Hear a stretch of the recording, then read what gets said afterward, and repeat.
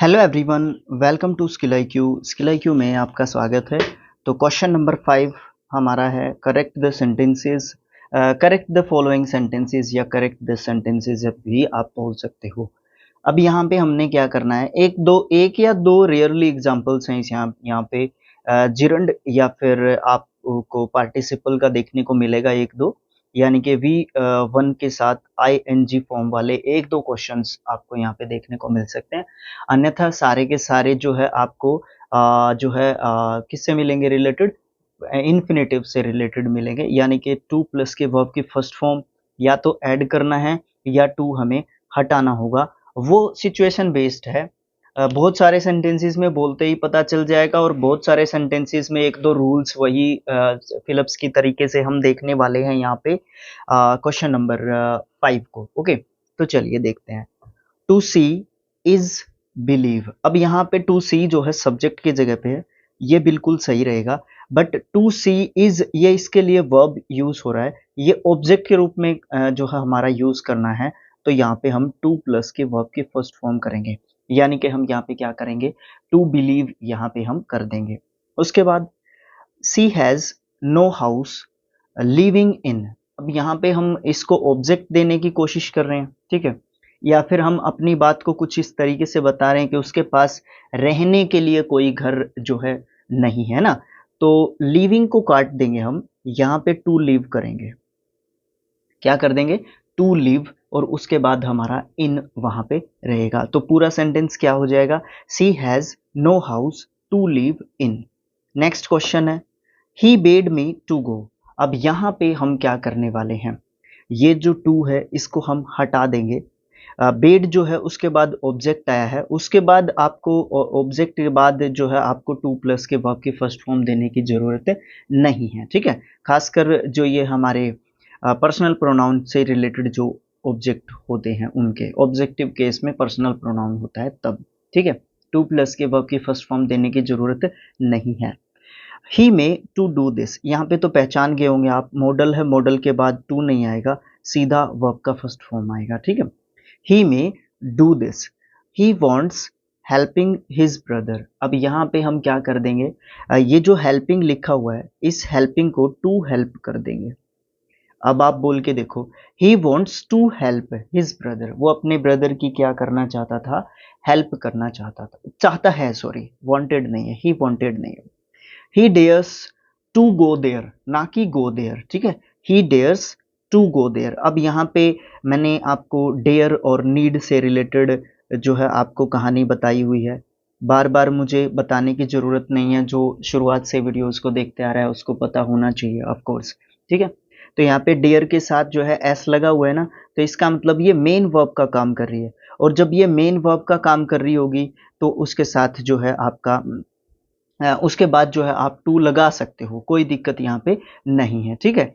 जब ये model auxiliary verb का रूप में यूज की जा रही होगी तो आप वहाँ पे टू नहीं लगा सकते, तो आपको वहाँ पे सीधा वर्ब का फर्स्ट फॉर्म वहाँ पे लगाना पड़ेगा। नेक्स्ट क्वेश्चन है he heard her, he heard her to cry. अब यहाँ पे हम टू क्राई नहीं कहेंगे, क्राई कहेंगे। अब वही ऑब्जेक्ट वाली बात यहाँ पे अप्लाई होती है, क्योंकि ये मैंने देखा है कि जहाँ पे ऑब्जेक्टिव केस का जो है प्रोनाउन आ रहा है, ठीक है ना, वहां पे आपका टू प्लस के वर्ब की फर्स्ट फॉर्म नहीं आ रहा, सीधा वर्ब का फर्स्ट फॉर्म आ रहा है, ठीक है, ये देखा है मैंने। सी वॉज मेड लाफ। अब यहाँ पे मेड वाला मेक जो वर्ब है हमारा, उससे रिलेटेड आपको कहानी याद आई होगी, ठीक है। उसके बाद ऑब्जेक्ट है कि नहीं है, ऑब्जेक्ट नहीं है तो टू लाफ यहाँ पे होना चाहिए, ना कि अकेला लाफ। उसके बाद we had better to ask permission. अब यहाँ पे हैड के साथ बेटर आया हुआ है तो यहाँ पे टू नहीं आएगा, सीधा वर्ब का फर्स्ट फॉर्म आएगा, आस्क परमिशन आप यहाँ पे कहोगे। लेट मी डू कहेंगे, let me do this work, या दिस से भी काम चल जाएगा, ठीक है, वर्क लिखने की जरूरत नहीं है, अंडरस्टैंडेबल है। ही नीड नोट टू आस्क। अब यहाँ पे भी समझने की जो है आप कोशिश करो कि यहाँ पे नीड को किस रूप में यूज किया गया। देखो, नीड के बाद नोट लगा रखा है, फिर आस्क लिखा हुआ है, यानी कि नीड को हम किसके रूप में यूज कर रहे हैं, हेल्पिंग वर्ब के रूप में यूज कर रहे हैं, या फिर आप मॉडल ऑक्सिलरी वर्ब के रूप में इसको बोलो कि यूज कर रहे हैं, तो यहाँ पे टू नहीं आएगा भाई, क्योंकि मॉडल ऑक्सिलरी वर्ब के रूप में आप इसको यूज कर रहे हो, तो आप इसके बाद सीधा वर्ब का फर्स्ट फॉर्म लिखोगे, ना कि ये सब चीजें। ही डज मतलब टू प्लस के वर्ब की फर्स्ट फॉर्म नहीं लिखोगे। He does nothing but to play, यहाँ पे टू प्ले नहीं आएगा, बट जो है यहाँ पे प्रपोजिशन के रूप में यूज कर रहे हैं, और बट के बाद टू, अगर प्रपोजिशन के रूप में यूज कर रहे हैं बट को, तो इसका मतलब एक्सेप्ट, एक्सेप्ट बनता है, ठीक है, एक्सपेक्ट है, सॉरी एक्सेप्ट नहीं, एक्सपेक्ट के अलावा, ठीक है, एक्सपेक्ट ही लिखा होगा, पैक्ट, ठीक है, एक्सपेक्ट। तो यहाँ पे आप जो है क्या करोगे, टू प्लस के वर्ब की फर्स्ट फॉर्म नहीं लिखोगे, आप सीधा क्या लिखोगे, वर्ब का फर्स्ट फॉर्म लिखोगे। नेक्स्ट जो सेंटेंस है, my teacher helped me to solve this problem, ठीक है, टू सॉल्व दिस प्रॉब्लम। एक आधे सेंटेंस तो मैंने आपको पहले से ही बता रखा है, फर्स्ट क्वेश्चन जिस दिन से मैं इसका करवाने लग गया था उस दिन से मैं आपको बता रहा हूँ कि आपको है ना बहुत सारे सेंटेंसेस तो पढ़ने मात्र से ही पता चल जाएंगे कि यहाँ पे गलती ये वाली है। बट कंफ्यूजन हमें क्या होता है, कंफ्यूजन तब पैदा होता है जब हमें सारे के सारे नॉन फाइनाइट्स को एक साथ यूज करना पड़ता है, ठीक है।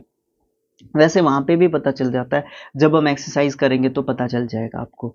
सी is fond of played ludo, अब यहाँ पे जो है आप क्या बात कहोगे, यहाँ पे फॉन्ड ऑफ आ गया, फॉन्ड के साथ ऑफ जो है आप रखते हो प्रेपरेशन में, master keys of preparation, preparation chapter में मैंने आपको बताया था। यहाँ पे प्लेड नहीं लिखोगे आप, यहाँ पे प्लेइंग लिखोगे, ठीक है। अब अगर आप में से कोई मुझे ये बताना चाहे, या तो ये जिरंड बन गया या ये पार्टिसिपल बन गया, तो क्या बन गया ये यहाँ पे प्लेइंग, ठीक है, जिरंड या पार्टिसिपल, मुझे बताओ आप कमेंट बॉक्स में लिख के, ठीक है। उसके बाद हम जो है बात करेंगे, थोड़ा सा एडजस्ट कर लेते हैं, ठीक है। उसके बाद नेक्स्ट है, she prevented me from to go there, है ना, टू गो देयर हम यहाँ पे कह सकते हैं, नहीं भाई टू गो देयर नहीं कह सकते, फ्रॉम गोइंग देयर, ठीक है ना, फ्रॉम गोइंग देयर, है ना, वहां पे जाने से, ठीक है, फ्रॉम गोइंग देयर, इस गो का आईएनजी फॉर्म बनेगा। उसी तरीके से मैं आपसे ये भी पूछना चाहूंगा कि वहां पे प्लेइंग जिरंड था या पार्टिसिपल, अब यहाँ पे गोइंग जिरंड है या पार्टिसिपल, क्योंकि मैंने इसको करवाया नहीं है। अगर आप में से किया होगा किसी ने चैप्टर, या पहले से आपको थोड़ा सा इसके बारे थोड़ा सा क्या बहुत पता होना चाहिए आपको, ठीक है। अगर पता है तो आप मुझे बताएं कमेंट बॉक्स में, नहीं तो आप वेट करें कि हम उसकी एक्सरसाइज करेंगे जब भी जिरंड या पार्टिसिपल, उस समय पे हम इस चीज का डिस्कशन, वहां पे तो आएंगे ही खूब क्वेश्चंस, ठीक है। मनाली, मनाली होगा, Manali worked hard pass the SBI examination, बड़ी अच्छी बात है भाई, ठीक है। फिर यहाँ पे कहना पड़ेगा हार्ड टू पास, क्या करने के लिए, पास करने के लिए, ठीक है, तो टू पास हम यहाँ पे कहेंगे, ओके। अब देखो यहाँ पे अगर आप निकालने के लिए जाओगे, मनाली सब्जेक्ट है, वो पास्ट में चल रहा है ना, ये इसके लिए एक ऑब्जेक्ट एक तरीके से आप बोल सकते हो, दे रखा है, एडजेक्टिव वैसे बोलोगे आप इसको, ठीक है, ये नाउन का काम यहाँ पे कर रहा होगा, और ये फिर हमारा पूरा का पूरा ऑब्जेक्ट का काम यहाँ पे पीछे कर रहा है।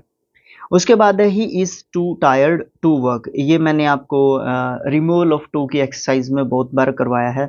इस टू का और इस टू का कनेक्शन होता है, सबसे पहले सब्जेक्ट आता है, फिर जो है वहाँ पे आपको फॉर्म देखने को मिलती है, वर्ब देखने को मिलती है, फिर आपको टू देखने को मिलता है, फिर आपको एडजेक्टिव देखने को मिलता है, फिर आपको टू देखने को मिलता है, और फिर आपको जो है वर्ब फर्स्ट जो है देखने को मिलता है, टू प्लस के वर्ब का फर्स्ट फॉर्म। अब इसी चीज को आप रिमूवल ऑफ टू में पढ़ने जाओगे तो इस टू और इस टू के ऊपर फोकस करेगा, इसको छोड़ देगा। इसी चीज को आप एडजेक्टिव में पढ़ने जाओगे तो एडजेक्टिव के ऊपर फोकस कर देगा। तो इस तरीके से सेम चीजें होती हैं, ओके। नेक्स्ट क्वेश्चन है, she was seen enter the college campus, अब यहाँ पे she was seen enter, to enter कर दो ना इसको तो सही हो जाएगा यहाँ पे, ठीक है, to enter the college campus. Let us to dance, अब भी यार टू हटा दो यहाँ पे, ठीक है, लेट अस जो है उसके बाद वर्ब का फर्स्ट फॉर्म यहाँ पे आएगा। His wife does not let him go, यहाँ पे लेट हिम गो मत रख देना, ये सही मत कर देना, ये गलत हो जाएगा, गो से पहले टू आएगा, टू गो कहेंगे। अब क्यों कर रहे हो सर, क्योंकि ये जब स्टार्ट होता है ना लेट से सेंटेंस, ये चीज वहां पे अप्लाई होगी, जब बीच में होगा ना लेट तब वहाँ पे चीज़ ये अप्लाई बिल्कुल भी नहीं होगी। तो टू प्लस के वर्ब की फर्स्ट फॉर्म यहाँ पे देखने को मिलेगा। अंशु शो बाबू टू स्लीप। अब यहाँ पे टू स्लीप नहीं कहेंगे, यहाँ पे सीधा हम लोग स्लीप कहेंगे। Ruby is anxious to learn. वो क्या करने के लिए अनक्सियस है? लर्न करने के लिए अनक्सियस है, चिंतित है ना? परेशान बोल लो है एक तरीके से। He does everything but to speak. But speak कहेंगे आप यहाँ पे, बट यहाँ पे प्रिपरेशन के रूप में है, वो वाली बात यहाँ पे आ रही है। बट का मीनिंग जो है यहाँ पे एक्सपेक्ट है, ठीक है? एक्सपेक्ट नहीं, एक्सेप्ट है, सॉरी मैंने पीछे एक्सपेक्ट बोल दिया ना, एक्सेप्ट है के अलावा नहीं होता, अलावा होता है। लास्ट सेंटेंस होगा he had rather to stay नहीं होगा, स्टे होगा, देन डिपार्ट। अब यहाँ पे देन भी आ गया, ठीक है? तो हैड रेदर, हैड सुनर, है ना? ये रूल जो है हमारा आपको ध्यान रहना चाहिए। तो आज के वीडियो में इतना ही। शेयर करें वीडियोस को, चैनल को सब्सक्राइब करें। प्रत्येक चैप्टर के साथ, इंडिविजुअल चैप्टर के साथ फर्स्ट वीडियो आपका रूल्स ओनली मिलेगा, ठीक है? फर्स्ट वीडियो आपको रूल्स ओनली मिलेगा। सेकंड वीडियो से आगे जितने भी वीडियोस आते जाएंगे वो सारे के सारे आपको एक्सरसाइज के साथ मिलेंगे। जल्दबाजी ना करें, आपको चीज़ें मिलती रहेंगी, चाहे मुझसे साल भर में हो, ठीक है? टारगेट मैंने 6 महीने का रखा है, बट देखते हैं भाई, क्योंकि लंबी एक्सरसाइज हैं और टाइम भी लगता है, कई बार इधर उधर के काम हो जाते हैं, तो ऐसी चीज़ें चलती रहेंगी। आपको एक्सरसाइज ज़रूर देखने को मिलेंगी सारी की सारी स्किल IQ पे, इंडिविजुअल सेपरेटेड जो है प्लेलिस्ट के अंदर। तो thanks for watching again, thank you so much.